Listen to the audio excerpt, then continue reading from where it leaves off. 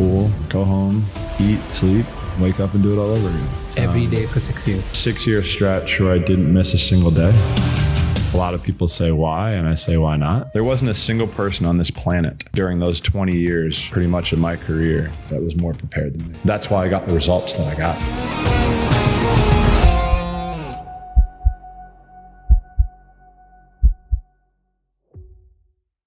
Five Olympic Games, 28 medals, 23 of them gold, 39 world records. If this man was a country, he would have been the third highest country with the medals. There is no other human being, there is no other athlete in the world who has achieved this much in a single sport as much as this person has achieved. He's a beast, he's a maniac. He's achieved numbers that no human has ever touched. He's achieved numbers that might never be touched again. And for 6 years straight, this man trained every single day. No Sundays off, no holidays, no Christmas, nothing, no excuses. How did he build this beast wild mindset?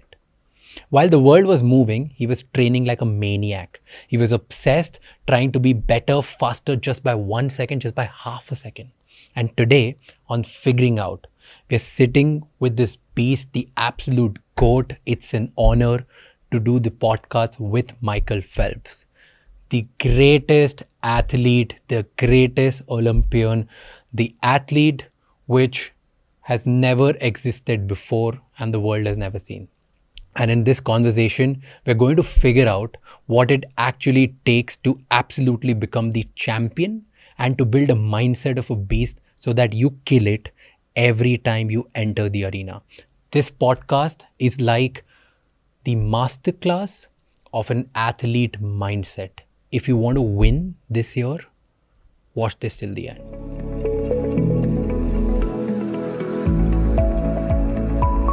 You know, actually, before I even start this, how about for 0.01% people who have no clue who you are, why don't you tell us, Micheel, who are you? I was a swimmer at one point in my life. Won a couple gold medals, broke a couple world records, competed in 5 Olympic Games. I'm a father of 4 now. I have 4 boys, 9, 7, 6, and almost 2. And I think a lot of what I try to do now is really promote healthy and active lifestyles, whether that's water safety with my foundation, or it's really trying to open up the world to the importance of mental health. I think for me, going through what I went through, the tail end of my career, really helped me explore more about who I am.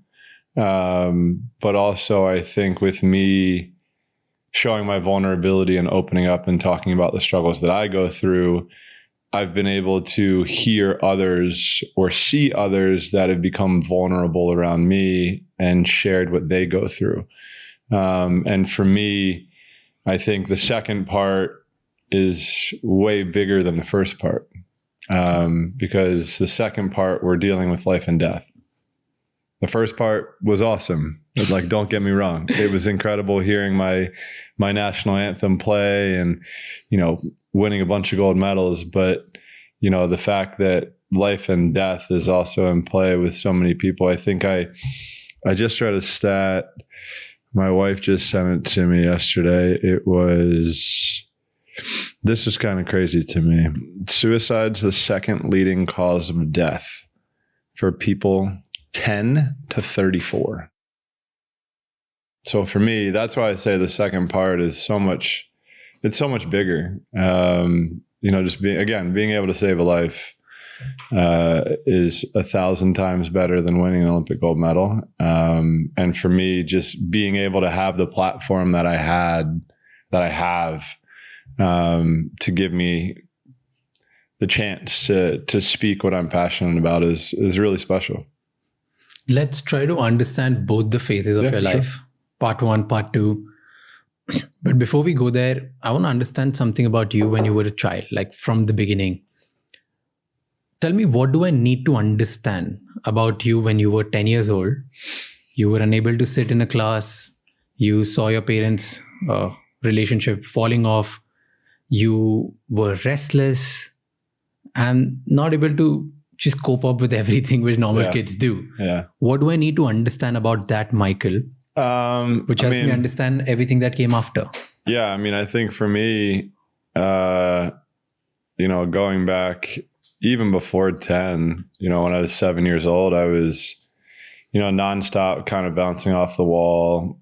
I was always around the pool. My two older sisters swam, so I was around the pool all the time. So water safety was something that was a big priority for my mother. And once I was in the water and I was safe there, I was just kind of playing around the pool all the time. So that's when I got into the water. And then the water was kind of a release for me. Being able to kind of swim as hard as you want, to go faster with, anger, if you might have it, was something that I enjoyed. It wasn't great dealing with anger as a 7, 8, 9, 10-year-old kid. But for me, it was an outlet. And it was something that, I ended up falling in love with. And, I remember in, middle school, I was told, by my teachers that I would never, by a teacher, that I would never amount to anything. And I still remember her name, and I still remember what she looks like. I still remember where I was sitting in the class. And I think at that point for me, I used it as motivation. The fact that a teacher, number one, would say they're doubting a student and not knowing how to deal with them, I think is saddening. It's upsetting. But for me, I was like, watch this, I'm going to prove you. And I think at the time that was pretty much when I had stopped taking, Ritalin, which was for my ADHD. So my ADHD, I literally was like, I was all over the place. I was leaning back in the chair on the back legs, leaving dents on the floor in the classroom, always getting sent to the principal's office. And honestly, I just had a really hard time sitting still. And at that point, my mom was, I was playing baseball, I was playing lacrosse, I was playing soccer, and I was swimming. I was playing all these different sports just to try to get the energy out of me. My mom was just like, I don't know what to do with them. And it's crazy. Fast forward now to where I'm 40 and I have 4 kids. It's the same way. Their kids are nonstop. But I think, going back to that point, I think swimming really gave me something to focus on. I was that, I still am that kind of ADD, kind of all over the place, jittery, like kind of always moving around. Like that's just who I am. That's my personality. So, I think over time I naturally took something that somebody labeled me with having or being a less than of a kid. I took that into almost really making it a superpower. Because it gave me the ability to focus on things that I was really passionate about. But, so your teacher said she must have noticed, and the rest of the world just noticed how you were as a kid, who were restless, not able to sit anywhere. What do you think that teacher didn't get, or the world didn't get, about that kid who was not able to sit properly? Because you definitely had something in you, and I just thought she didn't know how to, whether it's a lack of better way of saying it. Like I don't think she wanted to deal with me, or knew how to deal with me, or knew how to handle me, or knew how to teach me. Right. Like she just didn't know.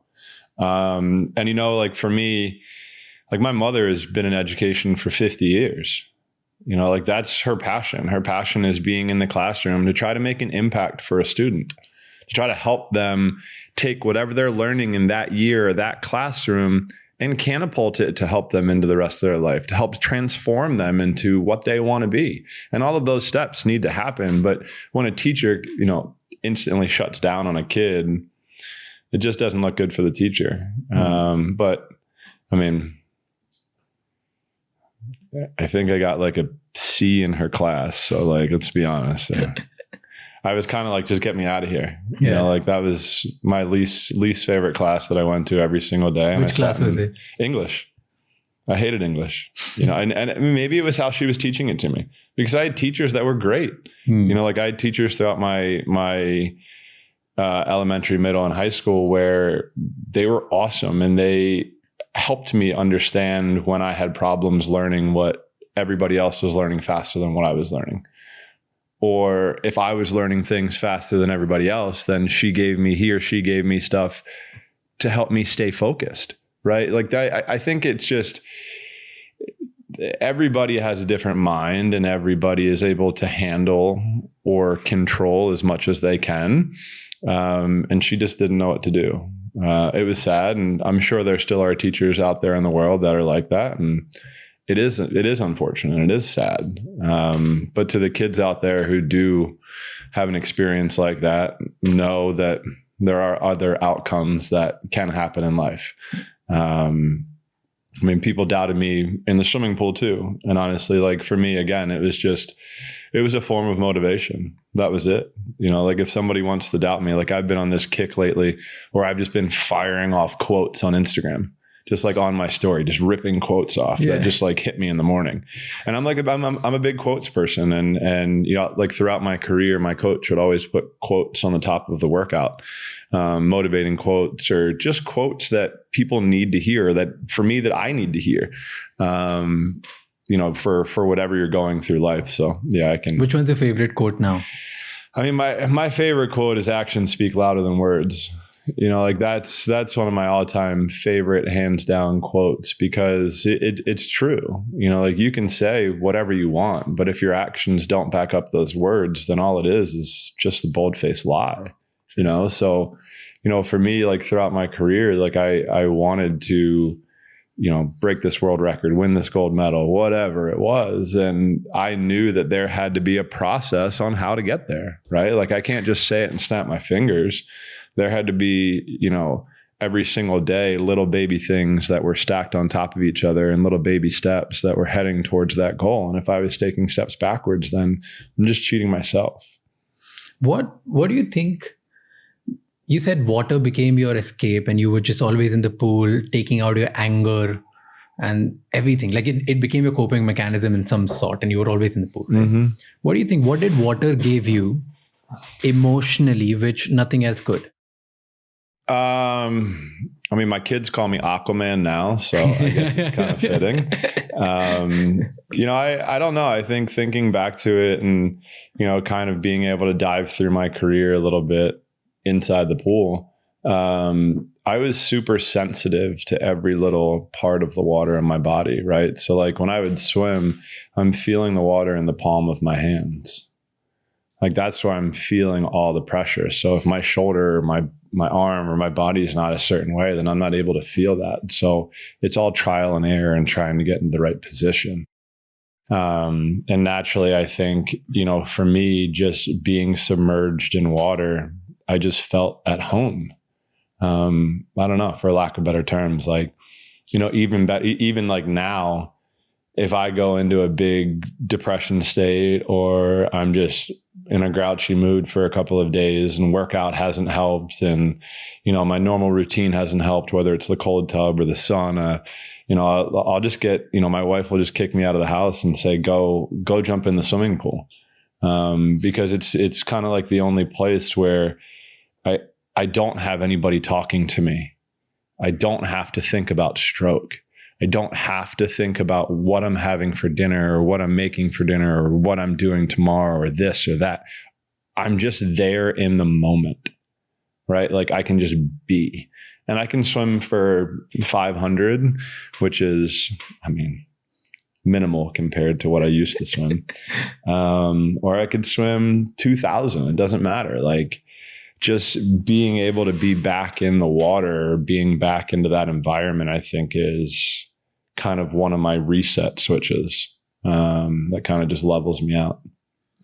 Do you think you were running away from something, or No. you were swimming away from something or swimming towards something? I think I found swimming, as an outlet, but I think, the reason why I found swimming is my 2 older sisters swam as well. So, for me, kind of seeing what they were doing, and my middle sister, Whitney, was traveling all over the world and she was on world championship teams. I was like, wow, that seems pretty cool. Like, she was trying to go to the Olympic Games and I was like, yeah, I want to go to the Olympic Games. Like, hell yeah. Like, who doesn't want to go to the Olympic Games? And I just kind of followed and, naturally as a kid, if you learn that you get good or you start getting faster, you kind of think, how fast can I get? And that's kind of what I did, like from the start into the end of my career, I was kind of like, all right, how much faster can I get? Can I drop a second? Can I drop a half a second? Can I drop 2/10? Like, what is the maximum potential that I have inside of me, and how can I challenge myself in different ways? Swimming for me, like, again, like I would scream underwater. You can't hear me. Like, I would call my coach every single fucking name on the planet. Like, sorry for profanity, but like I literally would, like, because there were times where I was so frustrated and so angry, and there was nothing else I could do, whether it was like my body was in pain, I mentally couldn't do it, or I felt like I couldn't do it. I would just scream, and then naturally I would still get through it and it would go well and blah, blah, blah, blah, blah. But it's like in that moment, like for me, screaming was one of those things I would just let everything out. And it's something that, like, we've taught our kids. Again, we have 4 boys and the emotions get high. So, we taught them this thing called a lion breath, where you take a deep breath and you roar like a lion and you scream as loud as you can. And again, the younger one doesn't scream that much, but like the 3 older ones, it's a lot of noise, but it's, again, like we find once they're able to do that, their shoulders drop a little bit and they're able to have that conversation of what big feelings, emotions they're going through inside, instead of carrying them along through life. Can you show me what is it? Like, what's a lion breath? You don't want me to scream in here. It's okay. You can just show like a little bit. No, it's just a small version of it. Obviously you can scream as loud as you want, but it's literally just take a big, deep breath in and just scream as loud as you possibly can. And naturally, when you do that, your shoulders do drop a little bit, right? You are able to kind of come back to earth, right? Be your normal self. Like I always joke, there was the Snicker bars commercial. It's always, they always show them here, but it's a commercial where it's like you take a bite of a Snickers and you just feel like your normal self. Like, I feel like that's what it is. Like what Snickers is saying, like when you have a sugar low, you eat some sugar and naturally you feel better. But here it's like, if you're stressed or you're frustrated and you take that deep breath, you're able to be like, okay, so why am I going through that? What feelings and emotions am I going through? And you're able just to get it all out. Like for me, it's, there are a bunch of different things that I do. I don't do lion breaths that often, but when I'm in the pool, it's very easy to do it. But yeah, there's a checklist that I have for my own mental health. So you used to scream inside the pool a lot. Oh. Or like underwater. Right? Like when I was going and taking, like when I was doing my streamlines off the wall and I was kicking underwater, there were a lot of F-bombs that were said. Yeah, that was one of my favorite words, to scream underwater. And people could hear it. Honestly, like when you're in a set, like person next to me would be like, did you just scream? And you're like, I did. And they're like, all right, we have one more. And you're like, yep, we got one more repeat. Let's go. But it's kind of like in the moment, like I feel like I needed to do that just to get through. And everybody I think probably has something different, right? But that was just me. It was screaming underwater. It's same thing like when I'm in the weight room now, like I was just traveling overseas and I was lifting in, I think it was Mumbai. And I was in the weight room and I was like grunting. It was like, and like everybody in the gym like looked at me and I was like, oh shit. And I'm looking into a mirror and everybody's face is staring right at you. But it's just kind of something that I do. I used to do it right when I get up onto the block, right after I did my arm slap, it was something that I would always do, just clear my throat. So is it, you were screaming a lot because you were obsessed with trying to win? Or was it a lot of different things? It was probably, I wanted to win. I wanted to push through whatever I was going through, or I was emotionally just ready to snap, and screaming was something that would help me. where did this obsession of winning come from? Was it Hating to lose. but I hate to lose more than I enjoy winning. even when you were like 9, 10, 11? Mhm. How did this come up? I don't know. It was just something I always had. Like, I always felt from when I was a little kid, like there was no second place. That wasn't an option. It's just something that I mean, like, I remember winning home run derby at 10 or 11 years old. Like, I was the biggest kid playing lacrosse, playing long stick midi, just slashing people with the stick. Yeah, I mean, winning was everything. Yeah. Do you think it has anything to do with not getting your father's approval when you were a kid? The absence of... I don't think so, because I would say a lot of it probably came from him, because he was kind of more of the athlete from my parents' relationship. He was a baseball player, a football player, track and field stud. I think he was the first person to get cut from the Washington Redskins back in the day, when they were the Redskins. So winning or trying to be the best was something that in sports was something that he was very good at. Like, competition in sports, that was something that he excelled in. I would say my sister Whitney and I are uberly competitive, more competitive than my older sister Hillary, especially in sports. There's just, I mean, for us, again, there was no second place.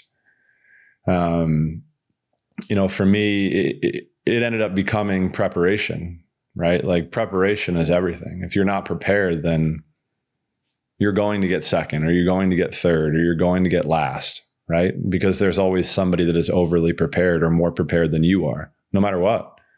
Mm-hmm. So for me, I just became that person. There wasn't a planet. There wasn't a single person on this planet during those 20 years, pretty much of my career. I had a couple losses that I can name through my Olympic career. Mm. But there wasn't another person on this planet that was more prepared than me. Not, period. There wasn't. That's why I got the results that I got. It's not rocket science. It's not. I put in the work. I got the results. That's it. Let's go to your preparation time, and like when you first started with your coach. Yeah. And first, when your coach spotted you, in the same year, he went to your mother and said that you're going to win an Olympics, or you're going to be in the Olympics, right? What was that story? Tell me about it. My coach came to North Baltimore Aquatic Club, where I was swimming, where my sister swam. Long tradition of excellence with that club in Baltimore. From 1984 until 2016, there was at least one person on every single Olympic team. Wow. So my coach came in 96, or right before 96, maybe 95. Okay.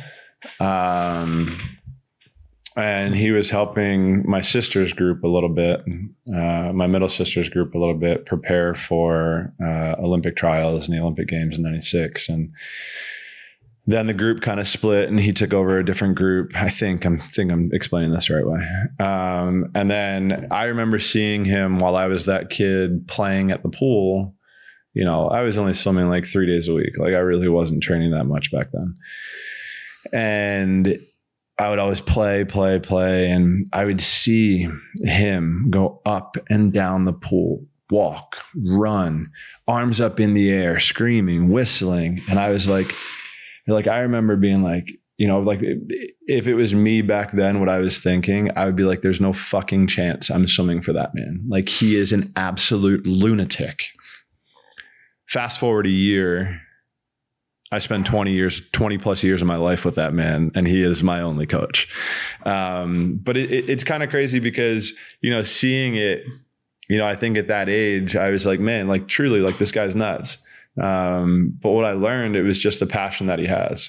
and that he had back then, that he still has today. But did he come to you or you went to him? So I was excelling in the group that I was in, and I needed to be in a higher group. And I was 11 years old at this time, and the kids that were in that group were like 14, 15, 18 years old, like way older, way more mature. But I was faster than them. So I ended up swimming in that group, and I got to that group, but before I got there, my coach sat down with my parents and I, and he's like, well, look, like if your son wants to make the Olympic team in 4 years, he can make the Olympic team. I was 11 years old. But he said that to you. He said that to me. And he's like, but look, he's like, you got to stop playing baseball, lacrosse, and soccer. But for me, like looking back now, like playing those 4 different sports, I think naturally gave me a better body awareness. Like the more I talk to the professional athletes from all sports, all walks of life now, that's the same thing they did. Playing multiple sports. Don't be super hyper focused on one sport. But at a certain time, there's then going to be a decision that you have to make. It's just naturally, I feel like that's how it is in sports. If you really want to be the best at one sport, you have to make a decision at some point, just because of the process of development, this, that, and the other. But back then, yeah, he sat down and said that, and I was like, all right, fine, like I'll stop playing these other sports. I'll focus on swimming, no problem. And I just remember back then, I was the Energizer Bunny. Like he basically would wind me up, and I would just go, or he would say jump, and I would say how high. Because he gave me that vision of wanting to go to the Olympic Games, to then make the dream of winning an Olympic gold medal even bigger. Because, I just thought about going, and then I'm like, maybe I could win, right? Like that would be pretty cool. When you were 11 and he said that to you for the first time, that you could go to Olympics in the next 4 years, did you believe it? Or did you act like someone who believed it until it actually became true? I believed it because he showed confidence in me. As an 11-year-old. Something that he saw of me in the pool gave him confidence that he could do that. He had already trained and worked with previous Olympic coaches, Olympic athletes, and he saw something. And honestly, I think back to the question you asked earlier, he then became a father figure in my life, right? Because I literally spent 25 years traveling the world with him, right? So, basically my whole entire life was hand in hand with him. Everything we did swimming related was together. I think once I did make that Olympic team, that really, really made me trust him, because I was like for me, because I know you said don't skip, but like when I made that Olympic team and I got 5th, I was pissed, but I was hungry, right? Because I didn't want a piece of paper that somebody said, congratulations, you came and competed. It's not why I came. I came because I wanted something around my neck. That's it. So I remember that day after my Olympic final in Sydney, the workout paper he wrote down, it said WR on the top of it. And for people who don't know, that means world record. And I was like, what's this? He goes, you're going to break a world record in 6 months. And I was like, okay, sure. Let's see what happens. Sure enough, 6 months later, I break a world record. So again, that's where the whole trust really, really opened up. But I think through, from the time I got with him to the time I was 15, he basically just broke my strokes completely apart. He started from scratch.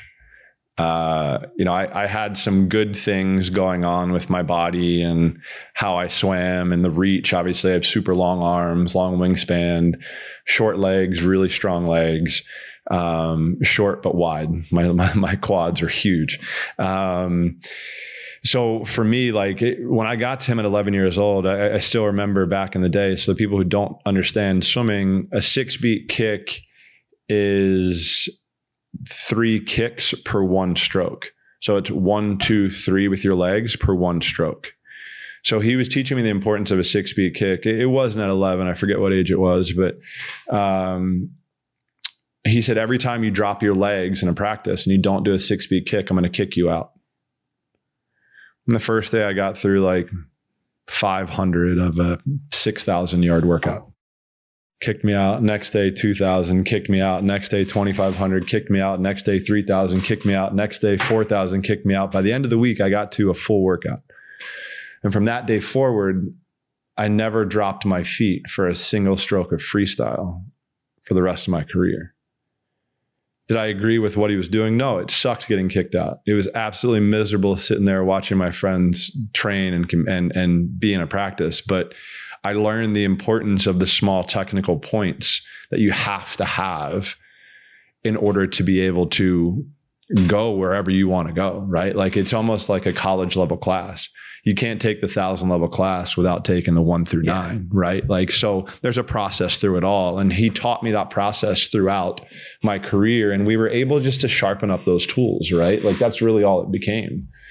Because, throughout my career, we ended up just trying to shave off hundredths of a second. How do you shave off 5 100ths of a second? Is it a turn? Is it a kick? Is it a streamline? What is it? Is it dive angle?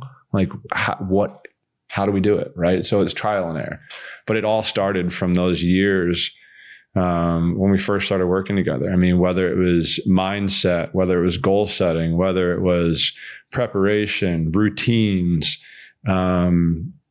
that's where stretching came into play, all that stuff to just get your body prepared.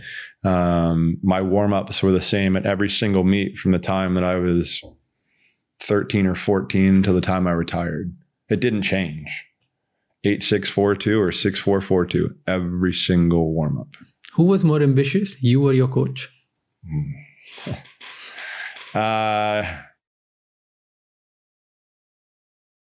You could probably say both of us at different stages of my career. Because I think leading up to 2008, I don't think there was anybody more ambitious than me.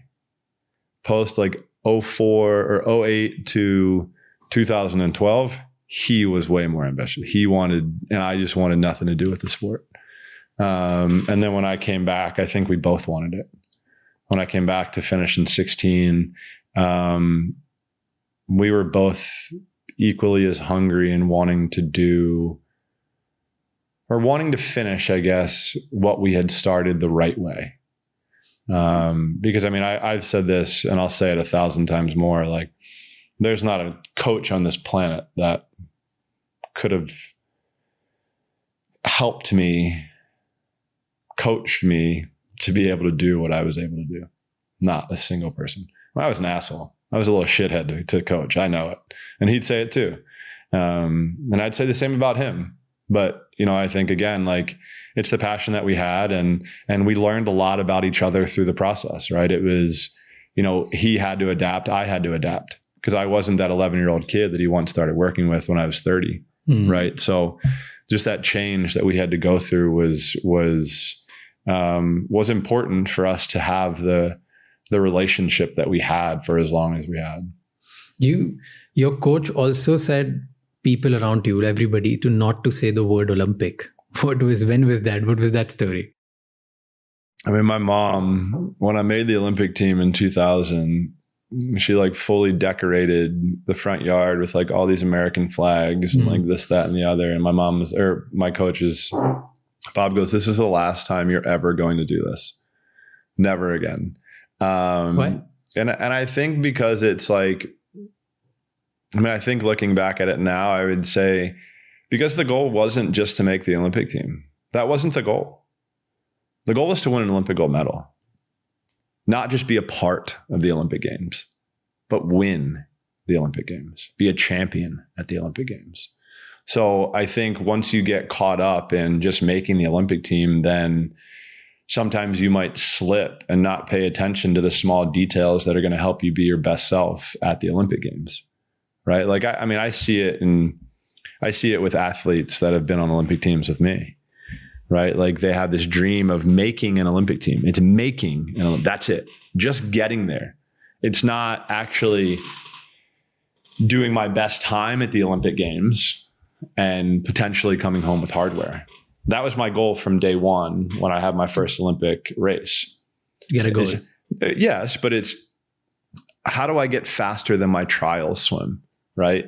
For me, I wanted to drop. So in the US, we have Olympic trials, and top 2 people in each individual event get to go. There's over 2,000 swimmers at that Olympic trials, and a maximum of 52 people will be on an Olympic team. 52 out of 2,000 plus. And those 2,000 will also come from like all over thousands. the place. Yeah. So like, but like, you know, I think it's just like, God, I just lost a train of thought. What was I talking about? You're talking about your Olympic. Oh, yeah. Okay. Now I got it. You always wanted to just win the medal. So yeah, but like for me, like when I made my first Olympic team in 2000, it was about dropping a second from Olympic trials to the Olympic Games. Drop 1 second. If I can do that, then I'm in the realm of winning an Olympic medal, right? So I dropped 98 100ths of a second, and I missed a medal by less than 3/10. And I had to wait another 4 years to have another chance. How did you feel like you were 15 when you entered Olympics? Yeah. You were the youngest in the world to do that. Youngest since 1932. And then you end up coming 5th, 6th, 5th. How did you feel? First time, 15-year-old, youngest person, 5th. Pissed. Upset. They gave me a piece of paper like you have in front of you that says, good job, you competed. You got 5th. I don't want to get 5th. I'm not there to get 5th. I'm not. I'm there to hear my national anthem play. That's it. I mean, obviously that was a stretch for me at that time, but I think having that opportunity of getting 5th and representing my country and being at the biggest stage at such a young age, I think just only prepared me naturally for what was going to come. But you messed up in your first Olympics game, right? I think you forgot your paper. Oh, yeah. I forgot my credential. Well, I didn't forget my credential. I took my roommate's credential. I was roommates with another one of the younger guys in the team, and we had our credentials just on like the handle of a door, and I just ended up grabbing his instead of mine. We look nothing alike. So I ended up going to the pool, and they wouldn't let me in the pool. I didn't have my credential. I tried to go back to the village, and I couldn't get on the bus or get back in the village because I didn't have a photo of me on my credential. So that kind of delayed my warm up and my process of getting ready the slightest bit. And I mean, I don't think that threw me off. I mean, because still I didn't even tie my suit before the race. My strings of my suit were just tucked into like the top of my suit, which is, I mean, they're not going to fall off. The suits are so tight and so small. They are not going to fall off. No shot. But I mean, I just wasn't prepared. You know, I think the biggest thing I learned from that moment is just understanding what needs to take place at the most pressured moment, right? You know, like for me, yeah, I've gone to the Olympic trials, but I never experienced what an Olympic Games was, what a swim meet on different soil feels like. And especially in Australia, where swimming is the #1 sport, right? I mean, the floor was shaking. I remember it vividly. The floor was shaking because there was an Australian in my heat next to me who ended up getting 3rd. I mean, like literally, like it was vibrating. There was 18,000 people on one side, and then all the media and the dignitaries were on the left. And yeah, I mean, like everything just threw me off. Like what was going on in your mind? I was a deer in headlights, just scared, not really knowing what the hell to do. But I knew that I had to just get up on the block and race. And that was something that, you know, still to this day, like I miss. Like I loved competing. I loved racing more than anything on the planet. A chance for me to get up versus the rest of the world, or versus like my teammates, my competitors in the US, and have a chance to show who is the best. Yes, every single time. Because naturally, like I'll always go to that next level, because I don't like to lose. So yeah, getting 5th, it was terrible. It sucked. But again, like I truly believe, had I got a medal, 2004 might have been different, right? You know, like me falling short of a goal there probably gave me more motivation to rip into that next 4 years to make sure I don't have that feeling again. I don't have that sadness or that disappointment again. Yeah, it took me a lot to make the Olympic team, but still, like, getting there again, you got to wait 4 years. I don't want to wait another 4 years. So again, like, I want everything to be perfect when I have that chance. And I think having 2000, gave me the chance to do my trial run in 2004 to prepare for what was to come in 2008. So when you came fifth with the paper, you came home, and now you're like, I don't even know where that paper is. Whatever that thing is. Right? Honestly, like, it's just like a participation. Yeah. Like, it's just like here, and I'm like, I don't want it. And then you came home, and you're thinking like, 2004 is going to be my year. I'm going to come back home with gold medal. If I could place a camera in your head, what was going on in your head? Like, first day when you just came back from... Well, I knew it fifth. like, back to that story of getting back into training the day after, that's something that naturally athletes don't do coming off an Olympic Games, right? Like, you kind of take that 4 weeks, like 2 to 4, 4 to 6 weeks, 4 to 8 weeks, kind of just to recover, to get back into that cycle, to prepare for an Olympic Games. But for me, it was right back into it, because in the sport of swimming, when you miss one day, it takes you 2 days to get back to where you were. So if you miss 2 months, it's going to take you 4 months to get back to where you were. So for me, from 2000 into 2001, I didn't miss a step, right? I was right back into training. I mean, I went back into training. I mean, I would say I probably did a 5K, over 5K. I think I did like 8 200s or 10 200s backstroke long course in lane 1 in the Sydney warm-up pool the day after the 200 fly in 2000. And on the top of the paper, it said WR in 6 months at nationals. And I went to nationals 6 months later, which were world championship trials, for that following summer in Japan. And the last 50, I came back on the existing world record holder at the time, Tom Malchow, and I ran him down with 10, 15 meters to go. And I broke the world record, 154.92. And that kind of catapulted me into that next summer. I won my first world championship at 16 and rebroke the world record. And then from that point forward, rebroke it in 2002, rebroke it in 2003, rebroke it in 2004 when I won the gold medal. It was just, did I? No, I didn't break it. I didn't break it in 2000. Not winning the gold medal, but I did break it in that year, in that calendar year. I just went on a tear. And I think kind of once I got that taste of success, like I was saying earlier, that was, for me, it was, what else can I do? How much faster can I go?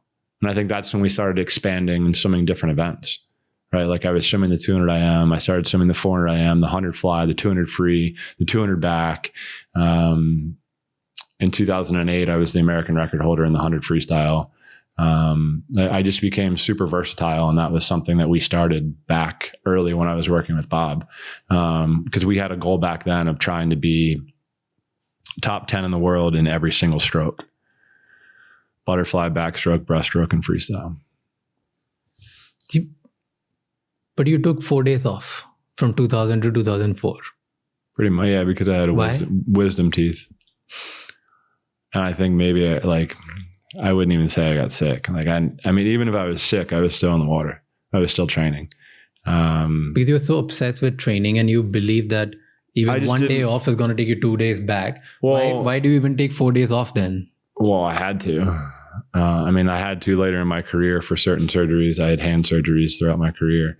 But I think at that point it was, if I'm not taking the opportunity that I have, then somebody else is going to take that opportunity away from me. And I want the opportunity to be mine. So for me, it was, I think it was all about control. What can you control? I can control not getting sick by taking care of my body. Right. So I think naturally over time, I learned how to take care of my body. But did you feel guilty on the days when you were off?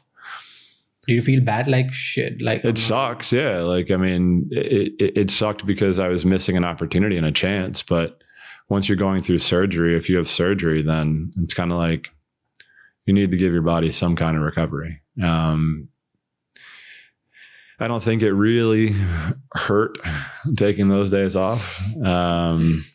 Because I think then after that, it was like, I went on a 6-year stretch where I didn't miss a single day. And a lot of people say why, and I say, why not? Right? There's no blueprint on how to win 8 gold medals. There's no blueprint on how to break 39 world records. There's no blueprint on how to win 23 Olympic gold medals. The only thing you can do is trial and error.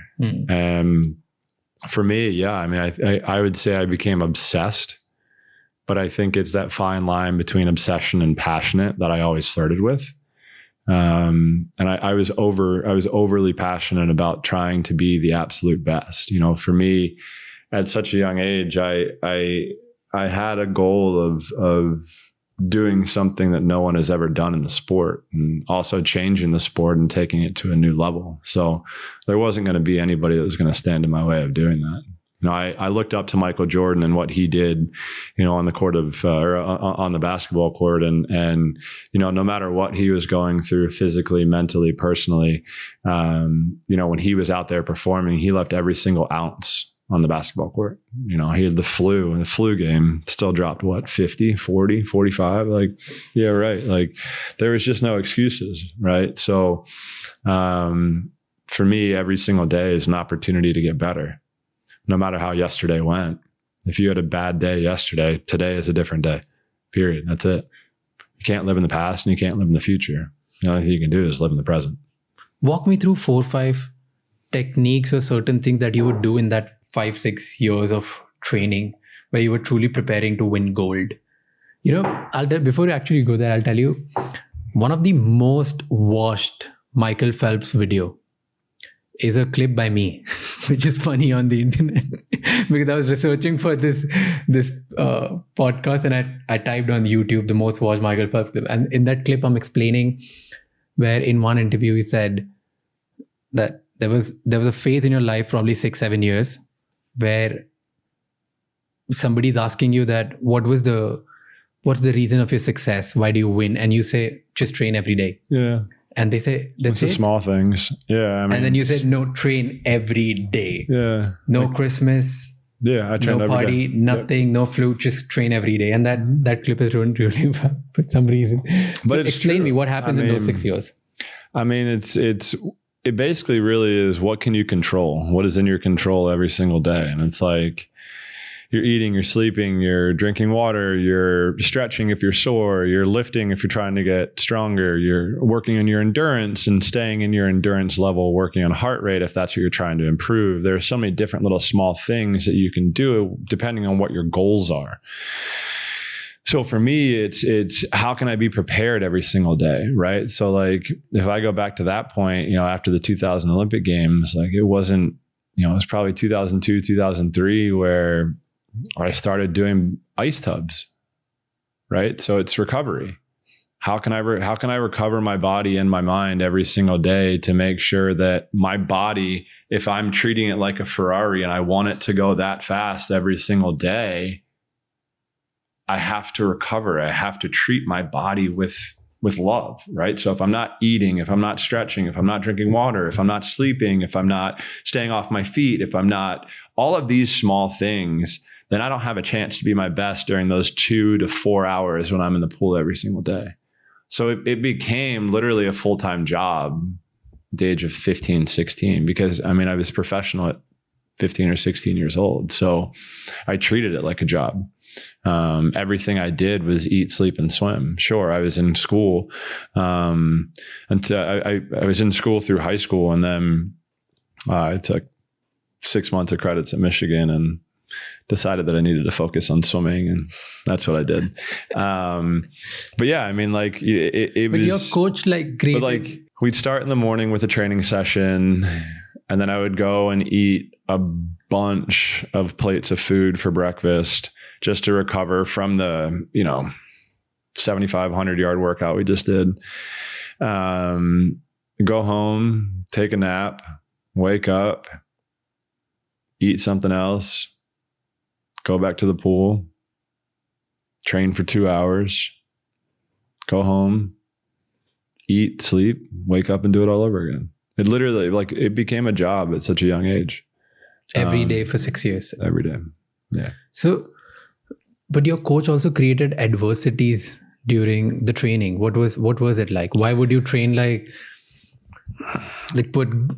do it in the dark, do it without water, do it? I mean, there were so many different things he tried to do just to mentally prepare us, I think, for things that we were going to go through or could potentially go through. Tell me verse 3. I mean, he would break my goggles or step on my goggles on purpose to teach me to make sure I had a backup pair.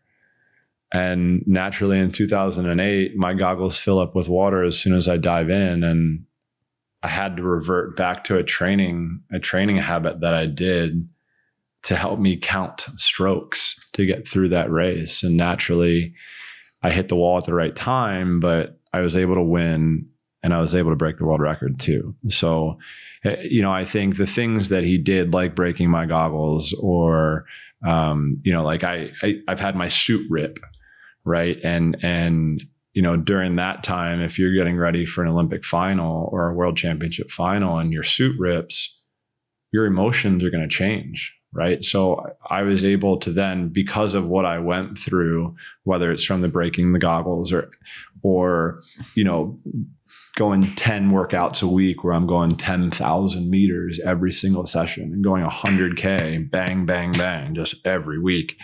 I think it just gets you relaxed in those super high pressured, tense moments when all of these lights are on and there's millions of people staring at you.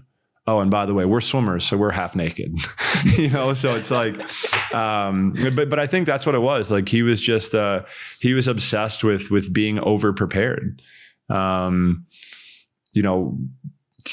probably a little psychotic in ways, but, looking back at it, I understand why he did what he did, why he challenged me mentally,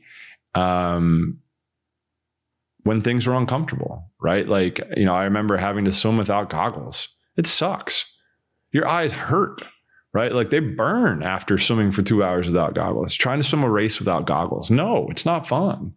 But after doing that, I learned. And naturally, my cap rips at the Olympic final as I'm getting ready to get up on the block for the 4x200 free relay. I have to naturally calm myself. I asked for a teammate's cap, and I know that I can't represent his brand, and I know I can't represent his name. So I had to flip the cap inside out and just swim with the black cap. But in that moment, you're calm because you prepared for it, right? So even visualization is something that we did my whole entire career. And it would be 3 different ways how you want, or you would play 3 different tapes, how you want the race to go, how you don't want the race to go, and what if, right? And how, and what if this happens in the race? How do you adapt? How do you adjust? Right? So it doesn't matter what happens. Whenever I get there, I'm prepared. If I lose, if my cap rips, my goggles break, if they fill up with water, it doesn't matter because my emotions will stay in check. And if you can handle your emotions in the most tense, pressured situations, then you're able to be the best version of you, right? So going back to 2008, I think it was, for me, I think it was, lack of better terms. It was I was in the Matrix. Literally time slowed down. I was just all right, cool. I'm more prepared. Let's go. But it's preparation. And it's, again, had I not done those 6 years, I probably don't get the exact results that I had. We always, this is something that I always hope that people can relate to. But when you're trying to accomplish a goal, obviously it's not going to happen like that. It's not going to happen overnight. There has to be little short interim goals through that process to reach the big goal. So through that process, my coach and I would always say, coming to practice, that's a deposit into the bank, right?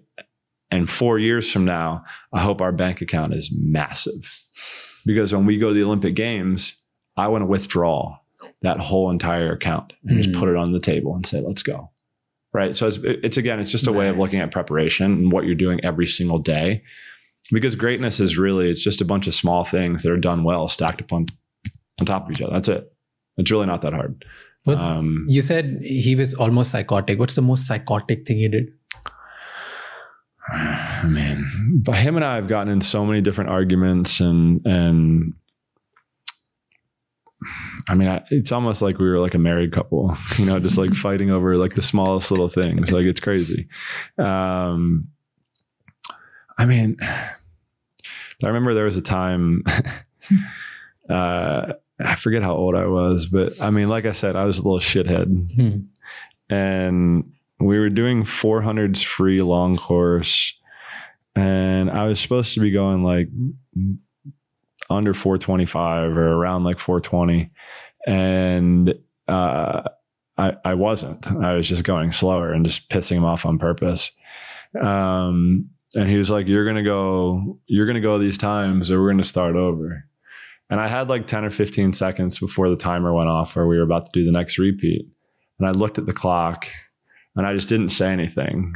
And right as I was getting ready to push off, I just said no. I went back under the water. And naturally, when I was training, I always had to bilateral breathe. I had to breathe on both sides. So he was on my left side. I'd have to go 3 right, 3 left. So I ended up switching it that day, because I went 3 on my right. And then I went to my left and saw him the first time. And I was like, fuck that. I ain't going back to that side. I just kept breathing to my right. I'll never forget, he came down to the other end, was chasing, throwing his arms up in the air, whistling like crazy. And he threw a bunch of kickboards and pull buoys down on top of me as I was pulling, or as I was flip turning. And I just kept swimming. We had a talk shortly after that. We both expressed some frustration, but, you know, again, I think it was just the passion that we both had, and I wouldn't change it, because, you know, I'm sure I did some things that pissed him off and frustrated him throughout our time together. And likewise, there were some things that he did that pissed me off. And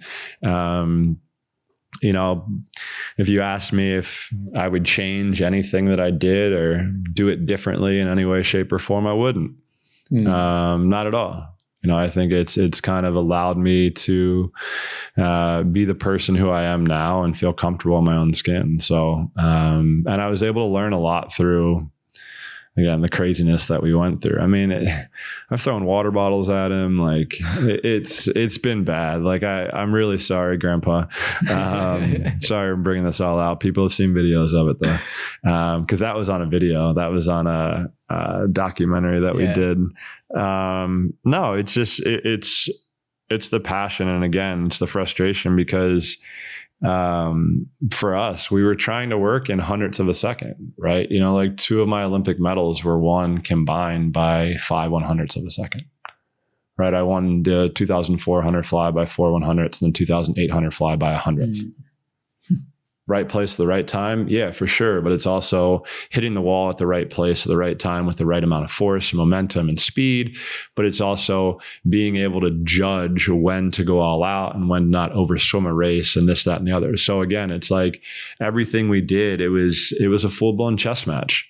And we were able to damn near perfect it. Or I broke 7 world records and won 8 gold medals. It should have been 8 for 8 in 08, but it was 8 for 7 in 08. So,